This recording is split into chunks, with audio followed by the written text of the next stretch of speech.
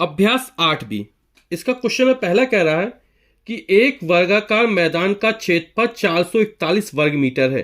तो जो वर्गाकार मैदान उसका क्षेत्रफल जो हमें दिया गया वो 441 वर्ग मीटर दिया गया है। तो वर्गाकार मैदान का क्षेत्रफल बराबर जो हमें दिया वो 441 वर्ग मीटर। वर्ग मीटर लिया, मीटर की घाते 2 लिखते। बोला मैदान का परिमाप ज्ञात कीजिए। तो वर्गाकार मैदान का क्षेत्रफल दिया गया है और परिमाप ज्ञात करना है। तो वर्ग में 4 भुजाएं होती हैं। जैसे ही हमने एक वर्ग बनाया, ऐसा चतुर्भुज जिसकी चारों भुजाएं कैसी होती हैं, समान होती हैं, और प्रत्येक अंतःकोण कैसा होता है, 90 अंश का होता है। इसकी परिमाप ज्ञात करनी। परिमाप यानी चारों भुजाओं का योग। तो पहले भुजा ज्ञात करनी पड़ेगी। तो वर्गाकार मैदान का क्षेत्रफल 441 वर्ग मीटर दिया गया है और वर्ग का क्षेत्रफल होता है भुजा स्क्वायर, भुजा की घाते 2। और ये हम कितना दिया, 441 दिया है वर्ग मीटर।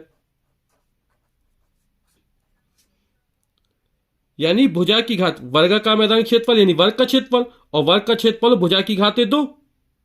और ये कितना 441 है, 441 तक दिया। अब भुजा का मान ज्ञात करना है। तो भुजा बराबर हो जाएगा, दोनों पक्षों का वर्गमूल ले लेंगे।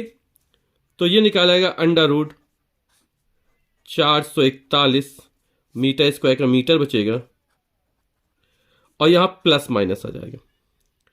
अब चूंकि वर्गमूल जब निकालते हैं तो यहां प्लस माइनस चिन्ह आ जाता है। क्यों आ जाता है इसकी चर्चा हम पहले कर चुके। क्योंकि 441 का जब वर्गमूल निकलेगा वो निकलेगा हमारा 21। 441 वर्गमूल 21। तो ये प्लस 21 का वर्ग है कि माइनस 21 का। तो प्लस 21 का वर्ग 441 होगा, माइनस 21 का वर्ग भी 441 होगा। ठीक है, लेकिन यहां पर लंबाई है और भुजा की जो लंबाई होगी वो कभी ऋणात्मक नहीं हो सकती, इसलिए हम प्लस चिन्ह लेंगे। तो जो भुजा निकलेगी हमारी वर्ग की वो प्लस का 21 मीटर निकलेगी, क्योंकि लंबाई कभी भी ऋणात्मक नहीं हो सकती है। तो भुजा का मान 21 मीटर निकला। अब हमें इसकी परिमाप ज्ञात करनी है। तो किसी वर्ग की परिमाप बराबर चारों भुजाओं का योग, और चारों भुजाएं कैसे समान होती है, तो 4 गुणे भुजा हो जाएगा।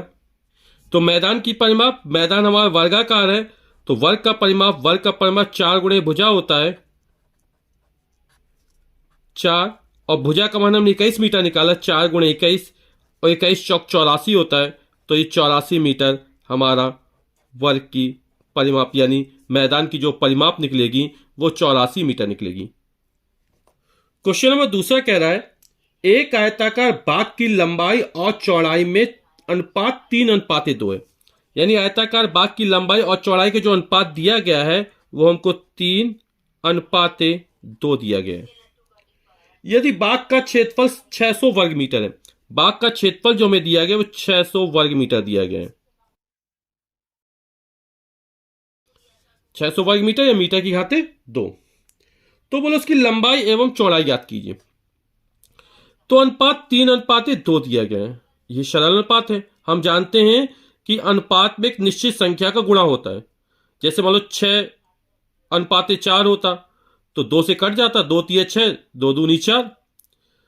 तो अनुपात में एक निश्चित संख्या गुणा हो तो वो निश्चित संख्या हमारी 1 भी हो सकती है, 2 भी हो सकती है, कुछ भी हो सकती है।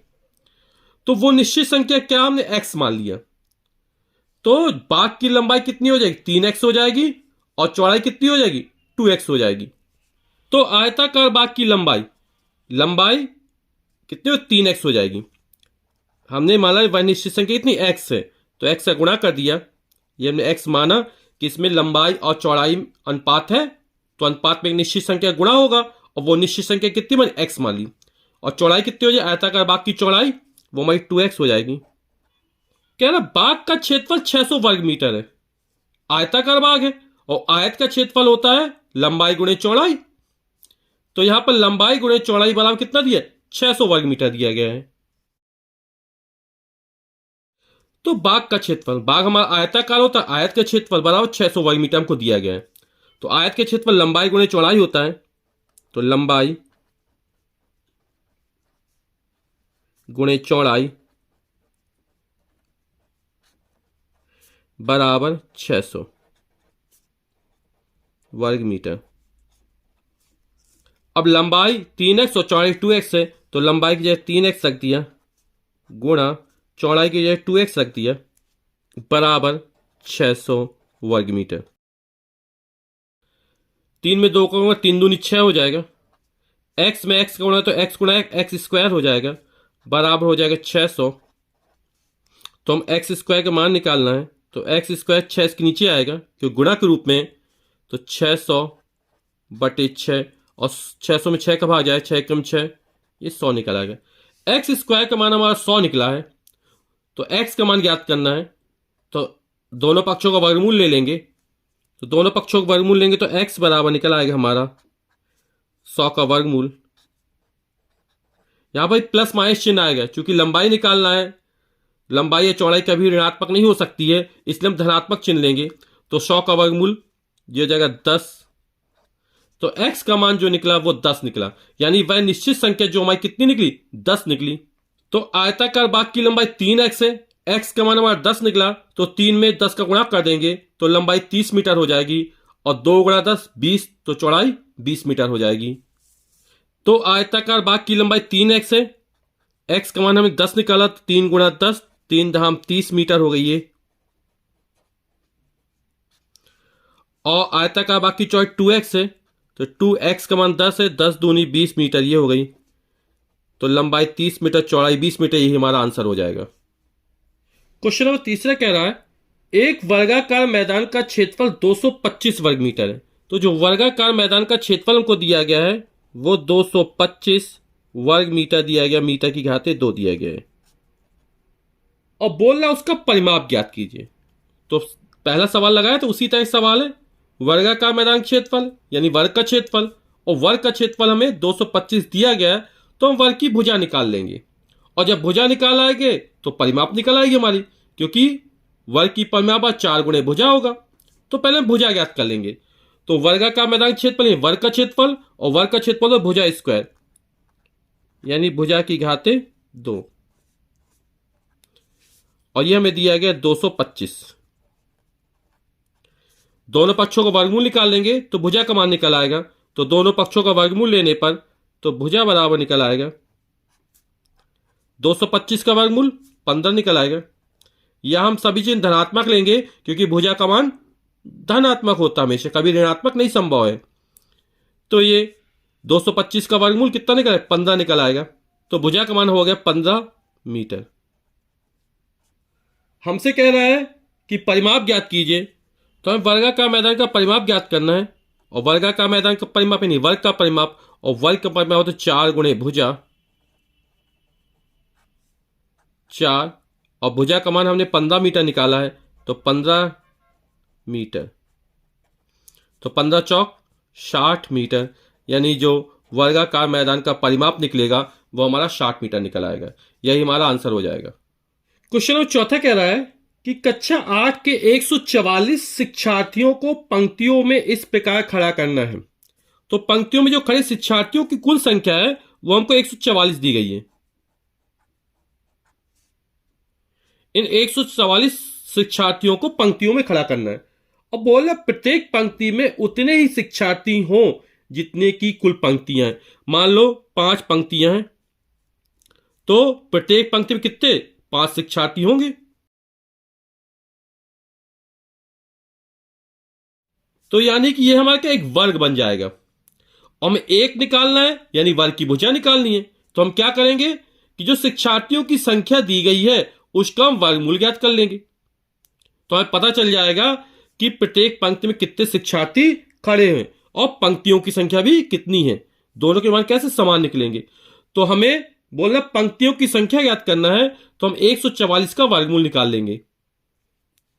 तो पंक्तियों की संख्या 144 का वर्गमूल, और 144 का वर्गमूल निकलेगा हमारा 12, यानी जो पंक्तियों की संख्या होगी वो हमारी 12 होगी। यही हमारा आंसर होगा। क्वेश्चन नंबर 5वां कह रहा है किसी संख्या के वर्ग का 3 गुना 192 है। किसी संख्या के वर्ग का 3 गुना 192 है, संख्या ज्ञात कीजिए। तो संख्या ज्ञात करने हमने मान लिया कि माना कि वह संख्या स्मॉल x है।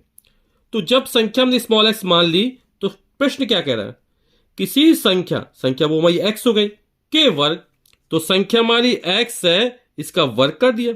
बोला किसी संख्या के वर्ग, तो x का वर्ग कर दिया, का 3 गुना, 3 गुना इसमें 3 का गुणा कर दिया, यानी 3 गुना एक्स स्क्वायर हो गया। 192 यानी किसी संख्या के वर्ग का 3 गुना कितने के बराबर है? 192 के बराबर हमसे बोल रहा है, ये बराबर कर दिया। संख्यागत करनी यानी x का मान हमको निकालना है, तो 3 गुणा एक्स स्क्वायर बाय 192 है, तो एक्स स्क्वायर बराबर हो जाएगा हमारा, ये गुणा के रूप में बराबर उस तरफ जाएगा तो नीचे चला जाएगा 192 के, यानी भाग हो जाएगा, तो 192/3, तो एक्स स्क्वायर बराबर हो जाएगा 3 का भाग 3 छंग 18, एक शेष बचा 12 हो गया, 3 चौके 12, तो एक्स स्क्वायर का मान 64 निकला। दोनों पक्षों का वर्गमूल ले लेंगे, तो एक्स का मान निकल आएगा हमारा, दोनों पक्षों का वर्गमूल लिया तो ये हो गया 64, एक्स स्क्वायर का वर्गमूल एक्स और 64 का वर्गमूल का निशान लगा दिया। अब यहां पर संख्या प्लस भी हो सकती है माइनस भी हो सकती है, इसलिए प्लस माइनस लगा दिया हमने, और 64 का वर्गमूल जो निकलेगा 88 64 यानी +-8, तो वो संख्या हो जाएगी +-8।